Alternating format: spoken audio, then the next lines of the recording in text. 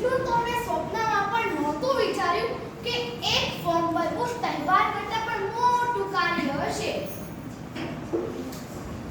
ગયા અઠવાડિયે હું મારા પપ્પા સાથે EWS નું સર્ટિફિકેટ ભરવા સરકારી કચેરીમાં ગઈ.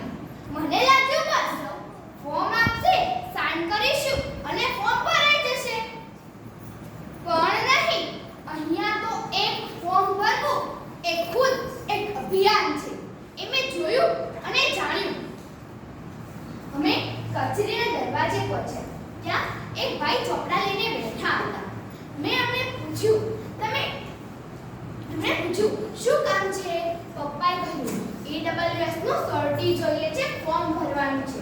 તમે સીધું જ કહી દીધું કે આજે તો મેળ પડ્યું લાગતું નથી, સાહેબ બેઠા નથી આજે. હું વળી વિચારું સાહેબ ભલે બેસતા હશે ક્યારે. અમે તો ચાલ્યા ગયા. બીજા દિવસે ફરી આવ્યા. આ વખતે અમે અંદર સુધી પહોંચી શક્યા અને જોયું તો એક ખૂણે 4 ચાના કપ તૈયાર અને બીજા ખૂણે ખાલી ટેબલ, જેના પર બંધ કોમ્પ્યુટર. પપ્પાએ નમ્રતાથી પૂછ્યું, મહેરબાની કરીને કહો કે EWS નું ફોર્મ ક્યાં મળશે? તો ત્યાં બેઠેલા ઉતાવળા કાકાએ અમારી સામું પણ ન જોયું અને બોલી પડ્યા, અહીં નહીં મળે, 3 નંબરના કાઉન્ટર ઉપર જાઓ. અમે વળી ગયા 3 નંબરના કાઉન્ટર ઉપર. લાંબી લાઈનમાં હવે બિચારા પપ્પાનો નંબર આવ્યો. છેક 1 કલાકે મને થયું, હાશ, હવે ઘર ભેગા થઈ જઈશું અને મમ્મીના હાથનું ગરમા ગરમ ભોજન ગ્રહણ કરીશું. પણ આ કાઉન્ટરવાળા સાહેબે વળી નવો વાંધો કાઢ્યો કે આ ફાઇલ તો 1 નંબરના કાઉન્ટરની છે, પહેલા વેરિફિકેશન તો કરાવો. 1 નંબરના કાઉન્ટર ઉપર જઈને એમ કહો કે EWS માં પુરાવા જોડવાના છે, અમે વેરિફિકેશન માટે આવ્યા છીએ. ફોર્મ ત્યાં જ પડ્યા છે, એ તમારા કાગળિયા જોશે અને તમારું ફોર્મ સ્વીકારશે. આમ જવાબો લેતા લેતા હું ને પપ્પા બંને અલગ અલગ કાઉન્ટર ઉપર ફરતા જ રહ્યા. દરેક જગ્યાએથી કંઈક નવું શીખી શકાય એવું લાગ્યું અને અમે ફોર્મ પણ ભર્યું. ઘરે આવીને પપ્પા તાજે પડીને મને કહે કે તારા ટીચરને કહેજે કે આનું પણ ટ્યુશન કરાવે. આ સાહેબોએ તો ચોપડા ભણીને મને હેરાન કરી મૂક્યો છે. ક્યાંક તો વળી ફોટો જ આપવો પડ્યો, તો ક્યાંક વળી સાઈન ખોટી જગ્યાએ થઈ ગઈ. આધાર કાર્ડ લઈ ગયા હોય તો કે રેશન કાર્ડ અને લાઇટ બિલ લાવો.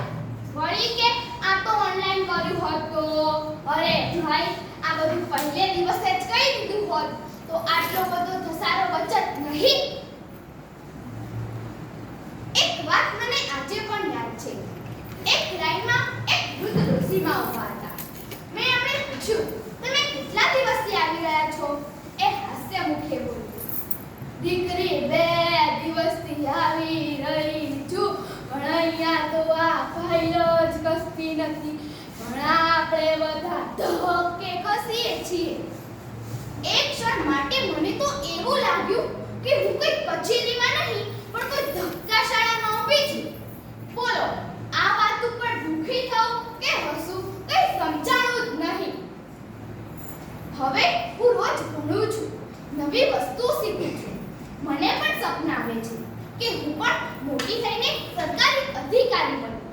પણ ક્યારેક અંદરથી અવાજ આવે છે, મારા પપ્પાની જેમ આ દેશમાં લાખો લોકો ફોર્મ માટે ભટકે છે, ધક્કા ખાય છે, કોઈને ભણતા આવડતું નથી, કોઈ ઈમાનદારને પૈસા ખવડાવતા ફાવતું નથી, કોઈને કહી પણ શકતા નથી. ઓનલાઈન કરવા જાય તો બધી પ્રોસેસ પતી જાય, પછી સર્વર ડાઉનની એરર, એટલે બધી પ્રોસેસ ફરી.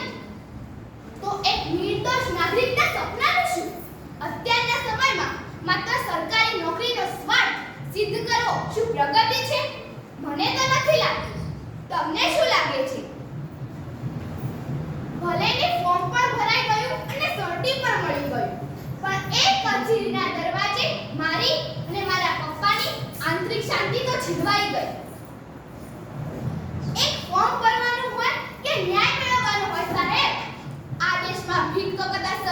મળી રહે